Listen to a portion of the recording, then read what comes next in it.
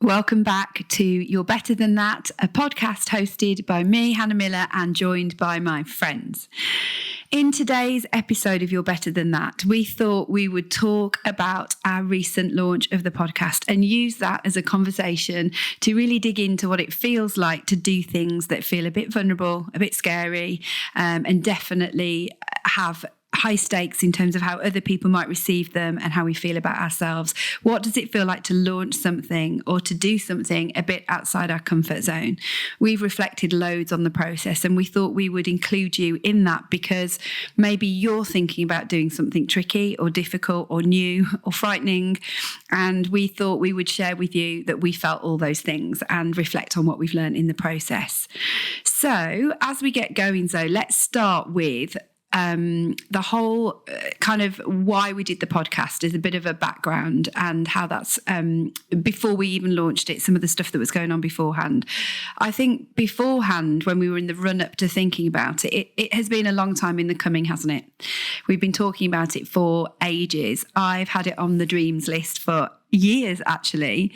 And one of the things about actually doing it I felt comfortable about was that I knew it was in kind of my area of strength. It's communication. So that was a good thing. And I guess that's the first thing to think about when you're doing something new. Is there something, any kind of track record you can build upon to remind yourself that this is something you're good at? So the actual concept of doing a podcast and talking about things that we're learning, talking about lessons from coaching, that was a really, really positive thought, and also meant I could get rid of some of the other types of content that I don't really want to do and don't really like. So that was good. Where I felt more nervous and worried was as we got closer to actually doing it, my areas of worry were about how it was going to be received. And we'll talk about yours in a minute and what you were worried about. But let's stick with this one for a minute. I had this whole feeling when it came to launch day, even though I was quite pleased with what we'd put together for our first go, I had this worry about how it was going to be received and this narrative in my head, which was, who do you think you are? Which I've had that feeling many times before. It's not a new one. And what are people going to think of me?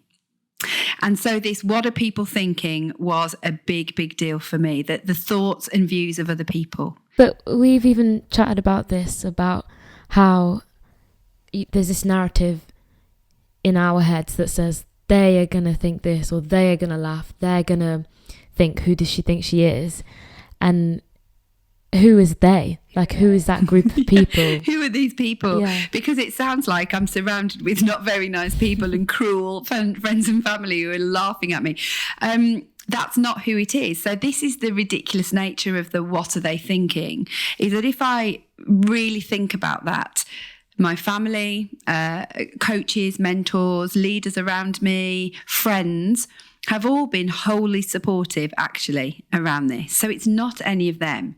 The people that I'm thinking about, what are they going to think? There's two groups of people. There are strangers on the internet that I'm worried about what they think. And I don't know why I'm even giving what they think a second thought. But then there's another group of people, and they are people that are kind of in my world, but maybe a bit more on the periphery, who might have opinion on me, that don't know me so well, and even maybe people who aren't in my life anymore. So there are definitely people that I was thinking about who are like from year 11, like friends from school, or people that, I'm talking about friends from school that I'm not friends with anymore or don't really see. And I'm imagining them looking at what I'm doing and just thinking, who on earth does Hannah Jennings think she is? And what a ridiculous thing for her to think she can have a podcast.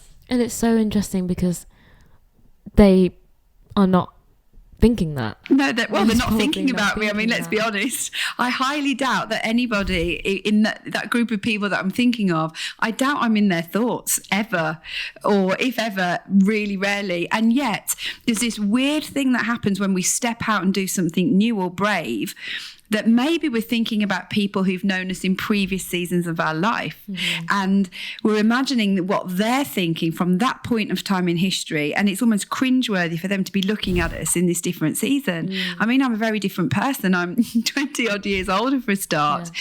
But it's some of these like previous iterations of me and the people who were in my life then, who perhaps haven't grown with me and along my journey, that I'm most worried about. Then there are also some individuals perhaps who are in your life, who you love or are close to you, and you know that their opinion really matters to you. Maybe there's somebody who's not so generous with praise. You know, there are some characters like that who love us, but they aren't so good at saying it. Friends, extended family members who might just find it tricky to give praise. And so we often want it from those people, don't we? It's that feeling of, if that person just said it, then it would feel like I'd done well. So there was definitely this, what are people thinking of me? So I guess the first thing to say is that if you're worried about what people think, so are most of us. That's not a new feeling.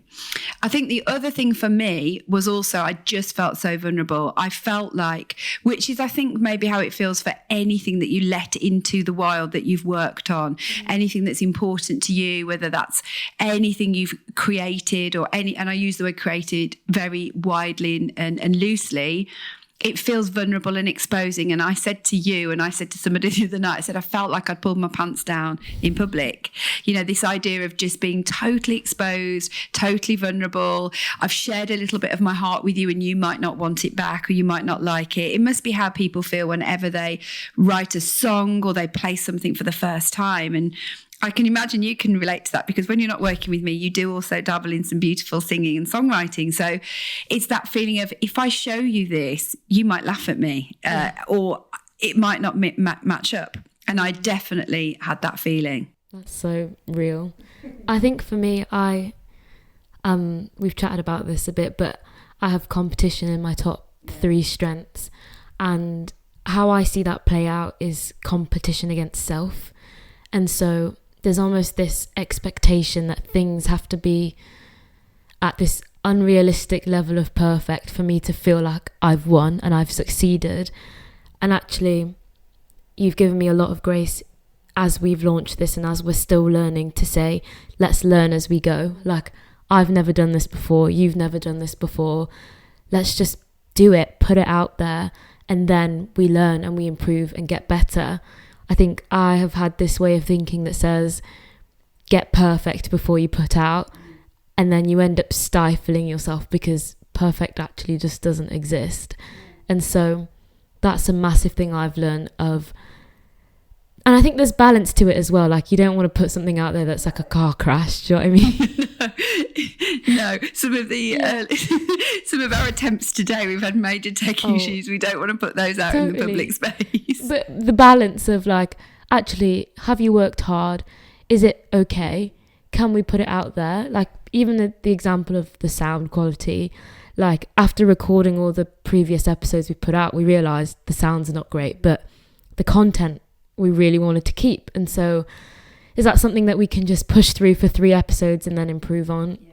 You were happy with that? And so, I mean, personally, I would have been like, let's re-record the whole thing, but then we would have missed out on so much gold that you shared. And so that's a massive thing I've learned.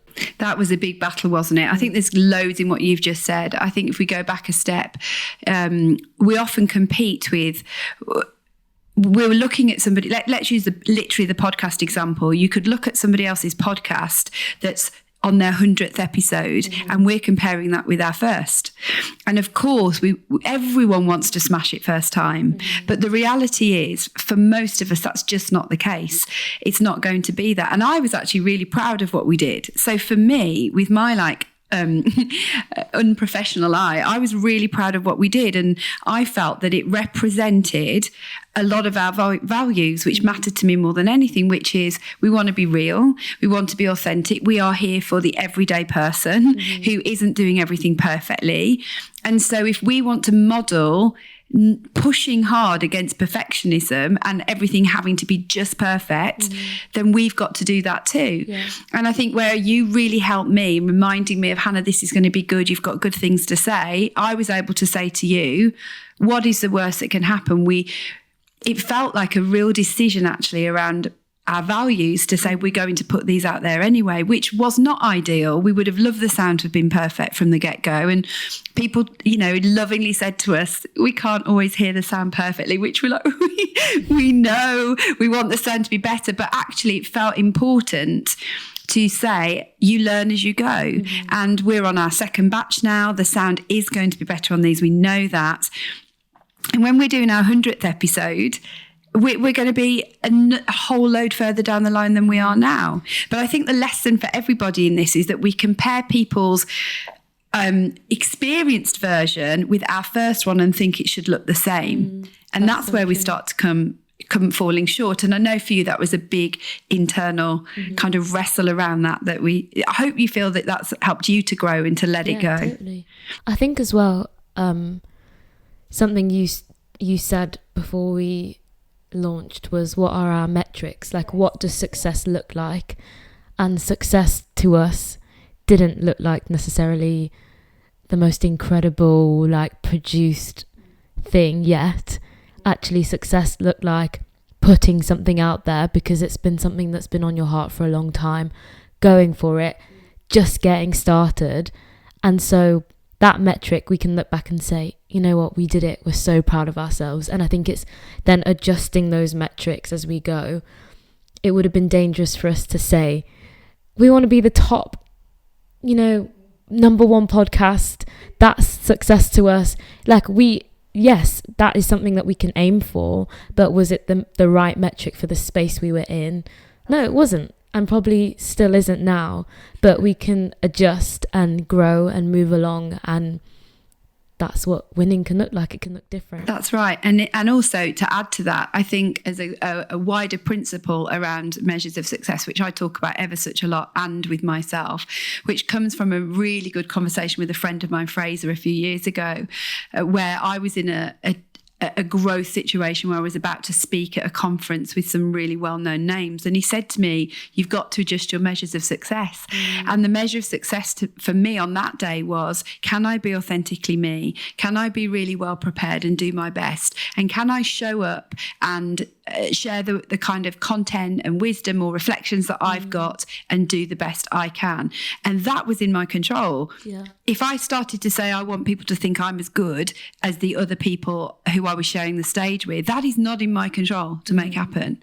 If it happened, then it's still not, it's not a very healthy metric, and it's also not in my control. So I guess when we went into doing this podcast, the metric in our control was, can we do something that the people who are already engaging in our material can enjoy, and therefore will the rest potentially follow? And if it does, and if it doesn't, can we be okay with that? And does this feel like a good thing to do?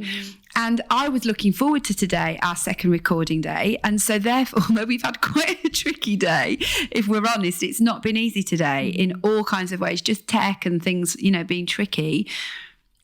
I was looking forward to it because I knew it was something that was in line with my values, my purpose, and my strengths. So that's a great measure to be able to use as a benchmark for going forward that's in my control. I think the other thing I'd say on your point of learning as we go, I want to be brilliant too, and nobody wants to go, yes, I'd love to fail. There aren't many of us who are that comfortable with failure, if we're honest, or mistakes or other people's judgment, and we want to not do things really well. However, I don't want to live in a way that's just crippled by perfectionism. And again, this same friend Fraser, he used to say to me, just ship it, Hannah, just do it. Done is better than perfect. And I remind myself of that over and over and over again. Done is better than perfect. Done doesn't mean shoddy. Done doesn't mean you don't care. But if you wait for perfect, you are actually, squeezing the life out of something. You're squeezing the potential of creativity and just off-the-cuff comments. The more rehearsed I get, the less authentic I feel. And so there's a big lesson in that around, I would encourage anybody, if there's something you want to start, just start. It's so much better than waiting till you're going to be perfect at it. And if I can give anyone that nudge, I think it's one of the biggest life lessons I've learned. Just do it anyway. Do it before you feel ready. Do it before you feel perfect. And I think the bigger point in all of this is, well, people aren't thinking about you as much as they think they are, as in any of us. when I think, what are people thinking? They're just probably not thinking anything. They're probably not that bothered about what I'm doing with my life. And I think we're occupying other people's thoughts much more than we are. It's so if I think actually nobody's really paying that much attention or thinking that many thoughts about me in an okay way, maybe I can just get on with doing the thing and not worry about it too much. I think I love that about you, because although you felt fearful and nervous and lots of things about doing it, what I love is that you didn't shrink back. It could have been so easy for you to be like, oh, I'm just not going to do it, I don't want to do it, but with all those internal emotions, actually stepping out and doing that. Can you just speak to how you got yourself to that place? Because I think a lot of people will feel like, I have things I want to do and start, but I just keep talking myself out of it. So it's one thing saying, like, do it, and then how do you get to that point? I think a really good question that I ask myself is, what is the worst that could happen? And I think I'd say that to everybody. What is the worst that could happen? Of all the things that we think about doing, they're often nowhere near as big a thing as we think. And the actual fallout is probably so much bigger in our head than in reality. And I think if we think about the worst that could happen is that nobody listened to the podcast at all, zero people. That is the worst that could happen. Or that a collective number of people laughed at me and shared it publicly and said nasty things. In the grand scheme of really difficult things that I faced in my life, that falls very, very low, actually. And also the other part of what's the worst that could happen is, how likely is it that will happen? Actually, we catastrophize often, and it's maybe not going to be anywhere near as likely to happen. And then you ask yourself, well, if the worst does happen, can I handle it? And I think if you can go through that process, you just go with it anyway. And I suppose the other piece of advice alongside that is just find people that will encourage you. We are an encouraging little group with each other, and I'm so grateful for that. But there are other people, there are business leaders I've worked with who are really in my corner, and I know will say, Hannah, do it, go for it. And they're very generous with there's room for you. I do what I do and you do what you do. And I think that's the other thing I would really very much say. When I posted the first reel on LinkedIn to say this is the new podcast, it's funny because I wasn't really thinking that the audience that I have there would be that interested in what I'm doing. And yet we've had some really positive feedback, haven't we, from those people. And I wrote in the caption around feeling a bit nervous and vulnerable about sharing it. And I've written this down here because I thought it was so good. I said it felt scary, and somebody said it's scary and it's normal. You can't be courageous without fear. Fear means it matters. And I thought that was really good, that if we don't feel anything, if we don't feel a little bit nervous or a little bit scared, it probably doesn't matter enough. And actually, there's something about that sharpens our focus. I used to play the flute and the piano to quite a high standard. And I remember being in my grade 8 flute exam, and I was really, I was nervous. I wasn't very well, and I could feel myself. I had a bit of a temperature. I had tonsillitis. I'm slightly off topic here, but it's a good example. I remember it really clearly. It was a long time ago. And I went in, I could feel the nerves because this really mattered to me. I wanted to do really well. And I could also feel that, like, my flute was on my chin, and it was, if you're a flute player, you know it gets a bit slidey on your chin when you're nervous. And yet what you have to do with that is to channel that nerves into, I'm going to just bring the best that I can, and you have to learn to control it in that situation. And my mum used to always encourage me that when I was in those situations, that I needed to imagine that the people who cared about me the most were in the room, and that they were there and they were cheering me on, and I was playing for them. And it used to change the way I felt in those high stakes moments. So if we can transfer that thinking and think, okay, when I'm doing something that feels challenging or feels difficult, what are the people that care about me most doing? And can I imagine I'm doing it for them and with them? And that's definitely been a way that I've handled some of that feeling of vulnerability. I think something else that we really recognised at Zoe when we were doing the podcast was that we really needed help, and that it's okay to ask for help when you're doing something that's difficult and you haven't done it before. How did you feel about asking for help? I found that hard, but I have a friend who said to me, it'll take you 3 times the amount of time to figure out how to do something if you just don't ask for help. And most of the time, people are just happy to help. Like, if someone asks me for help, I don't think, oh gosh, I don't want them to ask me. Like, we want to be nice to people and we want to be kind. And I think I'm grateful for the people who have just been like, absolutely, call me whenever, FaceTime me, we'll figure it out together. And having a good community of people who want to help each other. Yeah. And I think you help people and they are then going to help you back. And it's just that reciprocity of, it's not like you've never helped anybody with something that they've not done before. But I think there's also this bigger thing that sometimes we feel we should be able to do it on our own. And if we ask for help, it's another sign that we're not ready and we're not good enough. And one of the types of imposter syndrome that people can feel sometimes is this idea of a soloist. And that means if I can't do it alone, or if I can't do it perfect first time, of which we've spoken about both of those, it means I shouldn't really be doing it. And when we stop and engage with that, we realise it's a really rational thought to have. It's not sensible, and we wouldn't use that yardstick with anybody else that we care about. We would say, well, of course you need help. How does anyone learn how to do anything if nobody helps them? And yet again, we think we should know. And how can you know until you know? How can you know how to do something until someone's taught you and until someone's shown you? So I think we learned that it was vulnerable and exposing. I think we learned that sometimes things that can be harder than you think they're going to be, and that's the truth and reality. We learned that it's better to get something done than for it to be perfect. How does it include others if we're just being perfect all the time and, making everything amazing? And I think we learned we needed help.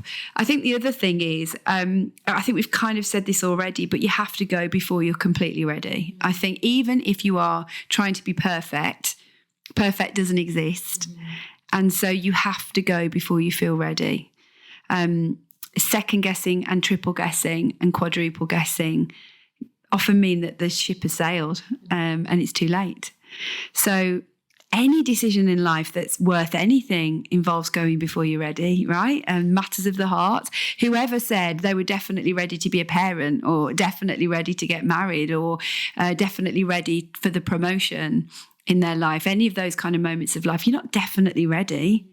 You kind of get a little bit nearer and you go before you're ready and you jolly well learn on the job. And most of us are winging it anyway and doing our very, very best. So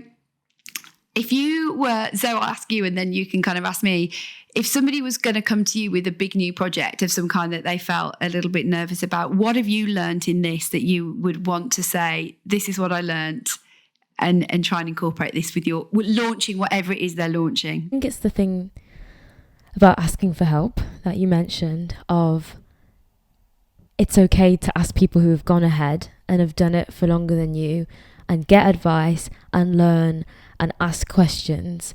That has been game changing for me. I didn't start off that way. I started off by trailing the internet, looking up what gear do we need, and actually we had photographer friends who were like, get this camera. People who have done a podcast who have said, I can recommend these three microphones. People recommending software. Like, it made me so much more efficient in what I was doing by asking for help. Were you maybe playing to other people's strengths then? Playing to other people's strengths, but I think there's a balance as well of like not being lazy and not just expecting everyone to do things for me, which I don't feel like I've done that. But having that same drive, but bringing things to the table and partnering with people's experience as well. That's what I would say, of like, learn, ask questions, but be proactive about it. That's what I would say. What would you say? I think for me, it's remembering that for every worry or concern you have about what people might be thinking or how this might not work out, there are just as many reasons to do something as well. And you have to decide what you're going to listen to and what kind of a life you're going to lead and what kind of a life you're going to live. And I think coupled with that, I'd encourage anyone when they're doing something new or scary or difficult to decide how they're going to measure success and to find ways of doing it that are in their control of doing so. I think there's one last thing I want to kind of say, which I'd forgotten about as well. I remember somebody said to me in a text message, do you feel better now it's birthed? And I thought that was a really good way of putting it, that there's like anything that's new, it's a bit like a birthing process. And that's painful and difficult and unknown and full of curveballs that you might not expect. But once something's birthed, you're in it then, and you're just kind of getting on with the job in hand and continuing to learn as you go. But that precipice moment of not yet here and birthing, I thought was a really good way of thinking about it. So if you're in that in-between ground, you're in that transition moment, it will be so much better when it's birthed. And you're out the other side and you go, oh, phew, nobody really was bothered anyway. On that note, I think we can say goodbye for today.